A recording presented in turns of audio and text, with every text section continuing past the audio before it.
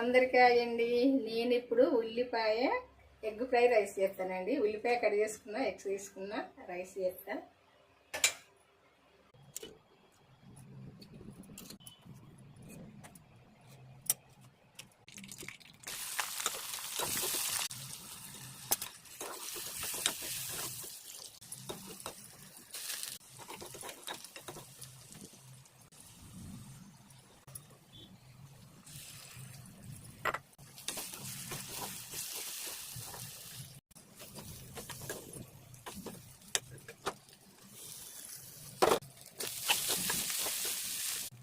ఉల్లిపాయ egg fry rice చేయడం అయితే అయిపోయిందండి. నేను ఎలా చేసినా చూసారు కదండి. ఇలా చేసుకుంటే చాలా టేస్ట్గా ఉంటుంది. మీకు నచ్చితే మీరు చేసుకోండి.